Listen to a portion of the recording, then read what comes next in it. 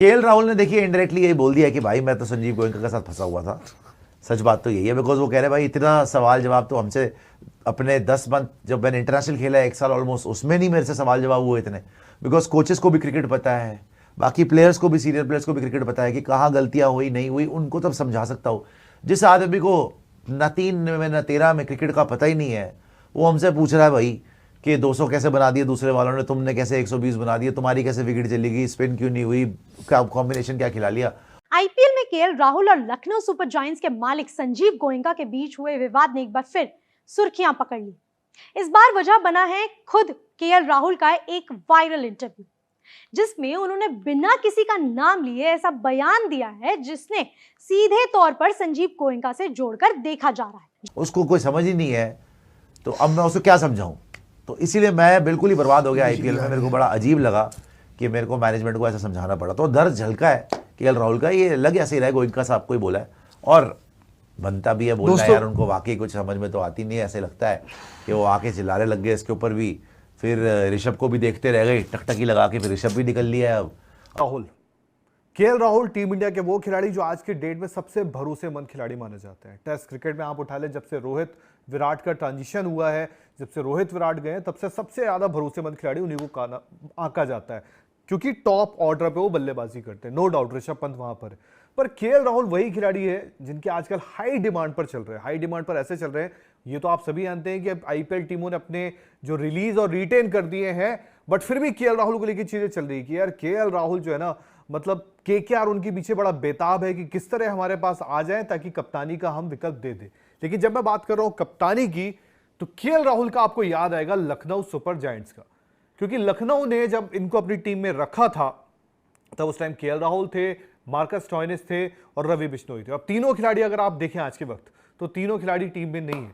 But KL Rahul ने सबसे बड़ी बात है जो एक इंटरव्यू दिया है, जिसमें आप देखेंगे जतिन सप्रू भी है उनके साथ, और वो काफी वायरल भी हो रहा है। पर उसमें केएल राहुल ने कहीं ना कहीं ये हो चुका है कि केएल राहुल ने क्या लखनऊ सुपर जायंट्स को एक्सपोज कर दिया है, क्या लखनऊ सुपर जायंट्स के जो मालिक है संजीव गोयनका, उनकी उन्होंने सच्चाई बता दी है। मैं ये बात इसलिए कर रहा हूं क्योंकि उस 52 मिनट के पूरे इंटरव्यू पे, जहां पे वो जतिन सप्रू के साथ बैठे हैं, जहां पे अपने क्रिकेट को लेकर बात करते हैं, अपनी आप कह सकते हैं जो जर्नी को लेकर बात करते हो, और बड़े सुलझे तरीके से बात करते हैं। इस तरह भी बात नहीं करते कि आप अगर कहीं सुने तो आपको सुनकर लगे कि यार कुछ इनकी जो बातें हैं वो खराब है। मतलब बड़ा सुलझा। एक तो केएल राहुल को ऑलवेज हमेशा एक गुड बॉय की आप एक इमेज में देखते हैं, वो हमेशा उस तरह की हरकत ही करते हैं, कभी आपको ज्यादा नजर नहीं आएगा। जतिन सप्रू के साथ एक पॉडकास्ट में केएल राहुल ने कप्तानी के दौरान मिले प्रेशर और लगातार होने वाले रिव्यू मीटिंग पर खुलकर बात की।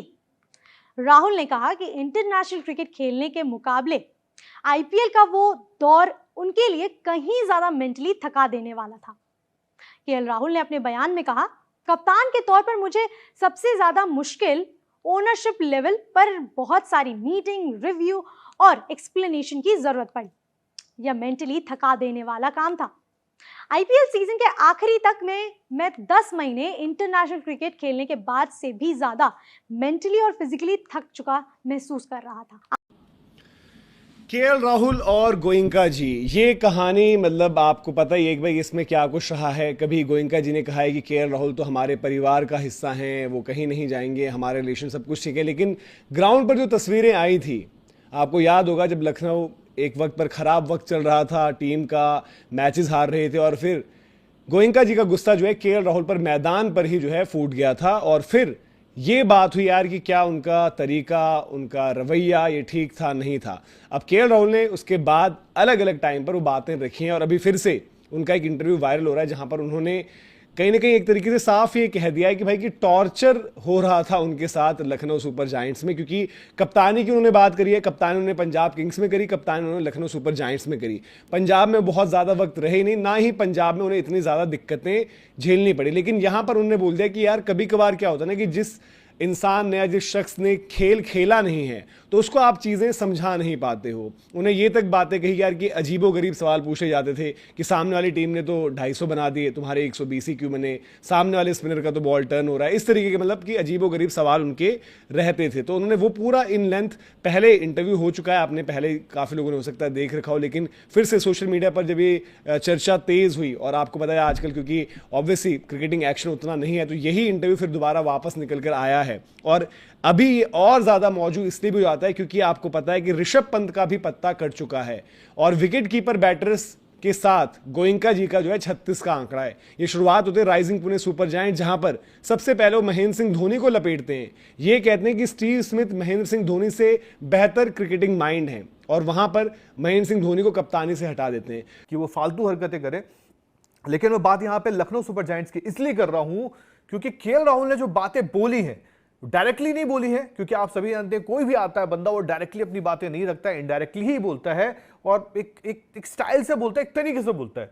जब केएल राहुल से पूछा गया, जब बात हुई कि आपको कप्तानी को लेकर, तो बहुत बड़ी बात उन्होंने कही। उन्होंने बोला कि नाम नहीं लिया, बट उन्होंने बोला यार बड़ा हैरान होता हूं मैं कि मैं मेंटली और फिजिकली बहुत थक गया था वहां पर। नाम नहीं लिया उन्होंने, नाम लेके नहीं बताया, लेकिन इनडायरेक्टली बताया कि मैं मेंटली और फिजिकली बहुत थक गया था। मतलब मैं जितना इंडियन क्रिकेट के लिए 10 महीने खेलता हूं, मैं उतना भी नहीं थका था जितना मैं 2 महीने में थक गया था। और कप्तानी को लेकर और खास तौर पर उन्होंने ये बताया कि सबसे ज्यादा थकाने वाली जो चीज है वो गेम नहीं है, सबसे ज्यादा थकाने वाला था जो अमाउंट आप कह सकते हैं जितनी नंबर ऑफ मीटिंग्स हो रही थी, और वो मीटिंग्स में बड़ी अजीब सी बातें हो रही थी। मतलब मीटिंग की बात जब वो बताते हैं तो ये कहते हैं कि दरअसल आमतौर पे क्योंकि जो क्रिकेट खेलता है, क्रिकेट जानता है, और आप ये चीज हमेशा सुनते आए हैं आईपीएल में कि जो फ्रेंचाइजी ऑनर्स होते हैं उनका इंटरफेरेंस होता है, क्योंकि वो केएल राहुल ने देखिए इनडायरेक्टली यही बोल दिया कि भाई मैं तो संजीव गोयनका के साथ फंसा हुआ था। सच बात तो यही है, बिकॉज वो कह रहे भाई इतना सवाल जवाब तो हमसे अपने 10 मंथ जब मैंने इंटरनेशनल खेला है 1 साल ऑलमोस्ट, उसमें नहीं मेरे से सवाल जवाब हुए इतने। बिकॉज कोचेस को भी क्रिकेट पता है, बाकी प्लेयर्स को भी, सीनियर प्लेयर्स को भी क्रिकेट पता है कि कहाँ गलतियां हुई नहीं हुई, उनको तब समझा सकता हूँ। जिस आदमी को न 3 में न 13 में क्रिकेट का पता ही नहीं है, वो हमसे पूछ रहा है भाई कि 200 कैसे बना दिए दूसरे वालों ने, तुमने कैसे 120 बना दिए तुम्हारे। फिर उसके बाद केएल राहुल को चुनते हैं, केएल राहुल को अपना परिवार, अपना बच्चा सब कुछ बताते हैं, लेकिन उसके बाद ग्राउंड पर डांट देते हैं। वो तस्वीरें मतलब आपके दिमाग से जाती नहीं है, जिस तरीके से एक तरीके से डिसरिस्पेक्ट आप कह सकते हो केएल राहुल की जो ग्राउंड पर हुई थी। फिर उसके बाद ऋषभ पंत को जो है गाजे बाजे के साथ लेकर आते हैं और ऋषभ पंत को बताते हैं कि ऋषभ पंत तो जी भविष्य हैं, देखिए आपके पास जो रोहित शर्मा हैं, महेंद्र सिंह धोनी हैं, उनके बाद कोई नाम अगर होगा तो ऋषभ पंत होंगे। ऋषभ पंत के साथ भी चीजें कुछ हुई थी जहां पर आपको दोबारा क्लैरिफिकेशन वीडियो सोशल मीडिया से कहकर पोस्ट करवाने पड़े थे। लखनऊ सुपर जायंट्स कभी भी केएल राहुल के लिए कोई भी सोशल मीडिया पोस्ट नहीं करता, क्या वो सिलसिला ऋषभ पंत के साथ भी होगा, देखना पड़ेगा। लेकिन पहले एक नजर डालते हैं जो केएल राहुल ने बातें उस इंटरव्यू के दौरान कही थी। इंटरव्यू कह लो, पॉडकास्ट कह लो, वो पूरा का पूरा कोट आपको दिखाते हैं क्या कुछ उन्होंने बात करी थी। केएल राहुल ने ये जो बातचीत करी थी ह्यूमंस ऑफ बॉम्बे, जिसको जतिन सप्रू होस्ट कर रहे थे, तो वहां पर उन्होंने सारे पॉइंट डिस्कस करे और उसी में जब एक हिस्सा आया तो उन्होंने बोला कि भाई आईपीएल कैप्टन में सबसे मुश्किल जो काम मेरे को लगा वो था भाई जिस तरीके की मीटिंग्स होती थी, लगातार मीटिंग्स, रिव्यूज, एक्सप्लेनेशंस जो आपको देनी पड़ती थी, और ओनरशिप लेवल पर यानी कि जो मालिकों को आपको बताना पड़ता था कि क्या हो रहा है, क्यों हो रहा है, एक एक चीज, वो बहुत ज्यादा मुझे दिक्कत देती थी।